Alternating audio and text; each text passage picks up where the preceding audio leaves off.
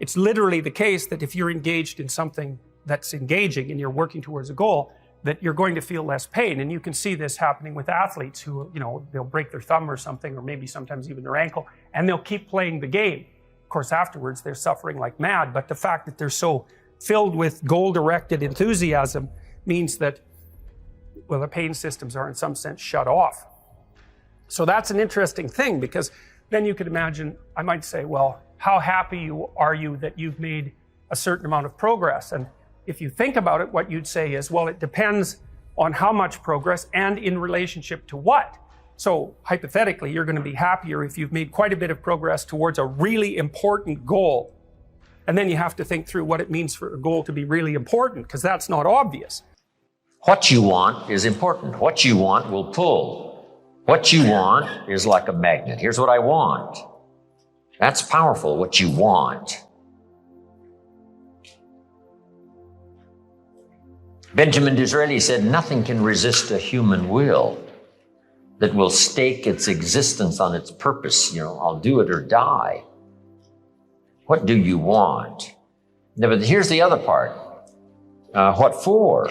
Here's what I want, but what for? What is the purpose? First is the object, is what you want. Second is the purpose. You might have said, I want $1 million home. That's wonderful. That'll pull. But here's what'll pull even stronger. What for? What for? And if you could describe more in detail to stir the emotion and the intellect and the spirit and the soul, here's why, here's what for, then it's the what for that's even more powerful than the what.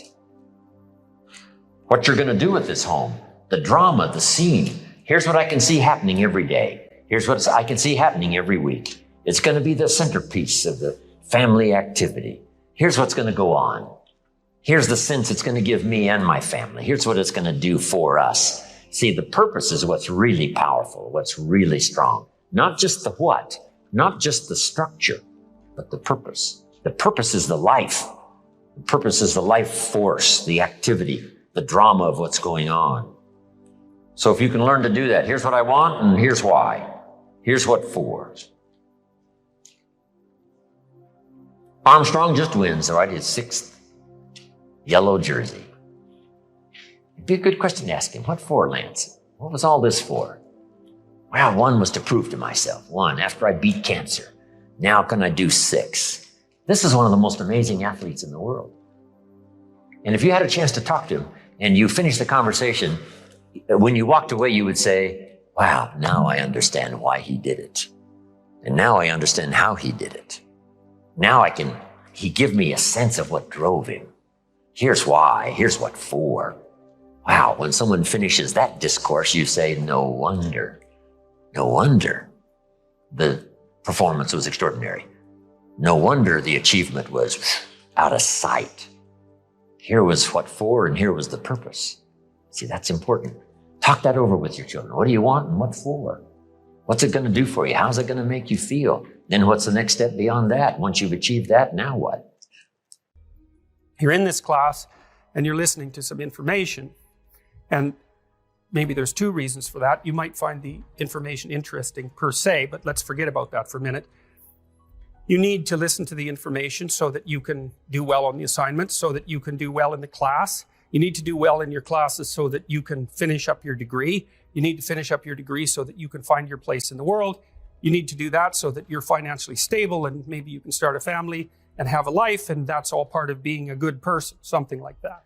And so that's a hierarchy of goals. And you might say that being a good person would be the thing, however vaguely thought through, that's at the top of that hierarchy. And then when you're doing things that serve that ultimate purpose, then you're going to find those more meaningful. And that meaning is actually produced as a consequence of the engagement of this exploratory circuit that's nested right down in your hypothalamus. It's really, really old. It's as old as thirst and it's as old as hunger. It's really an old system. And so you want to have that thing activated. Okay. So purpose is stronger than object. Here's the next one now. On your goals, a lot of your goals need to be personal development, the person you wish to become.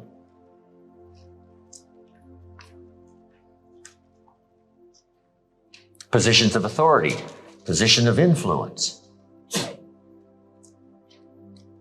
Being able to influence not only your family, but others, community influence, national influence. There's a whole debate now on who best influences the country and who could best influence the military and who could best influence the economy and who could best influence the other nations of the world and the leaders of the world. Who has the strongest and most powerful influence? Who could become a giant in terms of influence by language, by style, by background, by reputation? The person you wish to become. Not just the center of attention, but perhaps the center of activity. Someone who can give directions, someone who can give people, the right tips on early steps to take to build a career, to build a business. A person of supreme confidence that what they share is good and valuable. It's great to be that kind of person. There's a unique story of Lydia Colon, who started with $1 from the Spanish-speaking community in Miami. And now she's a millionaire, does business in several countries, and she's rich.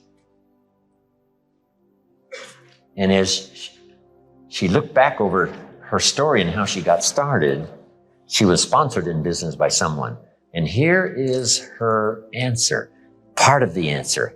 I was sponsored and instructed and helped by the right person. If that hadn't occurred, I may never have had this opportunity, or I wouldn't have gone this far, or it wouldn't have been this easy for me to do. But thank God, she says, I found the right person. Wow. So jot this down. One of the greatest wishes and desires for all of us should be to be the right person. So that when somebody looks back, they'll say, wow, I could have met 100 people, but I met this person. I want to be that person. That when people look back, say, wow, one of the reasons for my success, I met the right person that gave me the right instructions, that didn't lead me astray, that gave me the straight talk, told it like it was. Beware of what you become in pursuit of what you want. It's incredible what you can become. And my mentor said, Mr. Rohn, now that you live in America, you've been to college 1 year, you've been working 6 years, so you have some experience and you have a family and all the reasons to do it. Here's what he said. Why don't you set a goal to become a millionaire? Because we were talking economics. He said, set a goal to become a millionaire. So I thought it had to do only with economics. But here was the completion. And if you can get this, this is worth the price of the weekend. He said, set a goal to become a millionaire for what it will make of you to achieve it. See, that philosophy changed my life. He didn't say set a goal to become a millionaire for the $1 million. He said the $1 million is automatic, but set the goal to become a millionaire for what it will make of you to achieve it, for the person you would have to become. Knowledgeable, understanding the marketplace, learning to improvise, overcoming difficulties, solving problems, bringing value to the marketplace, all the stuff you must learn and do and become to be a millionaire. He said, if you do it right, that's what's important, to become a millionaire. He said, then once you get the $1 million, you could just give it away, because what's really valuable is not what you got, but what you became. I never forgot that. Reasons why. If I really worked hard, if I learned the skills and took on the disciplines, if I could become a millionaire, wouldn't that be extraordinary? That the money wouldn't really be what's important. What would be important is the person I became. Now, jot this down. That's the positive side. Now let me give you the negative side. Since that's what life is since the beginning, positive and negative, the creator and the spoiler, day and night, positive and negative, winning and losing, life and death, darkness and light, health and illness, liberty and tyranny. I mean, this is the human drama for the last 6,000 years. So here it is now, both sides of this ledger. One, see what you can become in pursuit of what you want. Set a goal to become a millionaire for what it will make of you. But now here's the other side. Beware of what you become in pursuit of what you want.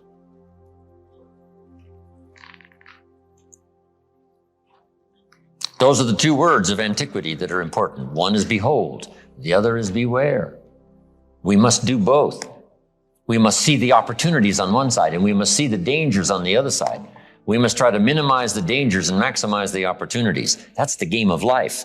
And if you can become that kind of unique person that can sense the dangers, hopefully before, all of us after we've felt the pain and we've traveled the wrong road and we've accepted the wrong influence, sure enough, we find ourselves in a wreck, maybe physically or with our health or with life or with a marriage or whatever. Then we can quickly make the repair and start on a new road. But how much better to have maybe this kind of advice. Behold the opportunity and beware. Okay, now here's part of the beware. Don't sell out for what you want.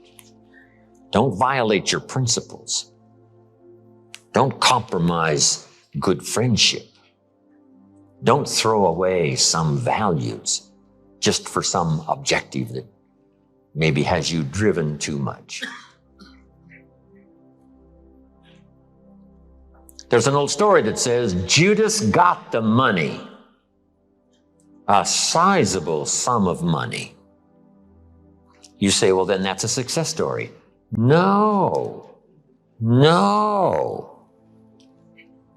it was not a success story. Say, well, yes, if you get the money, that is success. No, his name was Judas. Doesn't that ring a bell? This is the story of Judas got the money. It was not a success story, even though it involved a small fortune. Why wasn't it a success story? Because he sold out. It was what Judas became to get the money. Finally, Judas has the money in his hot little hand, and he's unhappy. Somebody says, well, how could you be unhappy if you had a small fortune?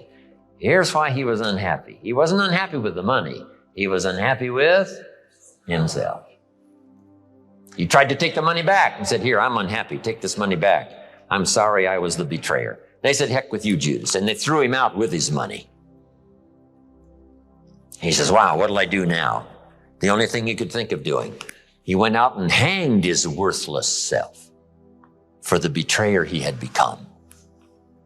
And it certainly wasn't worth the money.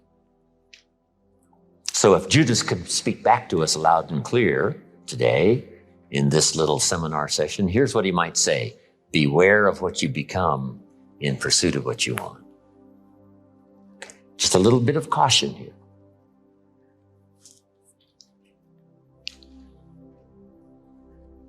One more.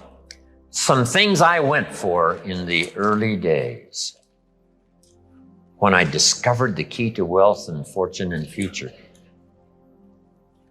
Some things I went for too quickly, too fast, cost me too much. As I look back, I thought, this is more than I wanted to pay. Here's what I thought I wanted, but it cost me too much. So here's a bit of advice, comes from a prophet of old. Count the cost. Here's what I want, what it's going to cost. If it costs you discipline, okay. If it costs you learning some skills, okay.